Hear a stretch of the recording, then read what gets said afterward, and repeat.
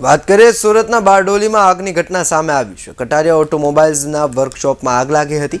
એક્ઝોસ્ટના blower વેલ્ડિંગમાં કામ ચાલતું હતું। એ દરમિયાન આગ લાગી હોવાનું સામે આવ્યું છે। કામ દરમિયાન આગ લાગતા અફરાતફરીનો માહોલ સર્જાયો હતો। ઘટનાની જાણ ફાયર વિભાગને કરવામાં આવી। બારડોલી ફાયરની 2 ગાડી ઘટના સ્થળે પહોંચી હતી।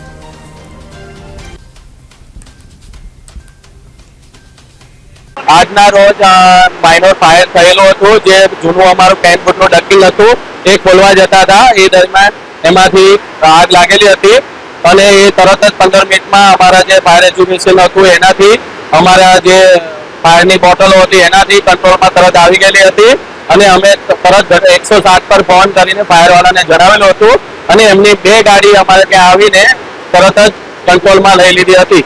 અમારે કોઈ માનહાનિ થઈ નથી, મતલબ માણસોને કોઈ નથી થયું, અમારી કોઈ ગાડીઓને નુકસાન નથી થયું, ખાલી પ્રોપર્ટી જે હોય છે એને માઇનર ડેમેજ નુકસાન થયેલું છે। ફાયર સેફટી નથી, ફાયર એનઓસી પણ નથી, શું કહેશો? ફાયર સેફટી બી છે, એનઓસી બી છે, ઓલરેડી છે જ અમારી પાસે। પલસાણા તાલુકામાં આવેલ કટારિયા મારુતિ મોટર્સમાં આગ લાગેલ હતી, જેના સંદર્ભે બારડોલી ડિસ્ટ્રિક્ટ હેડક્વાર્ટરની 2 ગાડીઓ ઘટના સ્થળે રવાના થયેલ હતી। આગ બેઝમેન્ટમાં હતી, પેન્ટ રૂમમાં, જેના ડક્ટિંગમાં આગ લાગેલી હતી અને પેન્ટ રૂમની અંદર, જેને હાલ એક્સટિંગ્વિશ કરવામાં આવેલ છે। હાલ અત્યારે જે મેનેજરના એના કહેવા મુજબ કોઈ જાનહાનિ થયેલ નથી હાલ સુધી।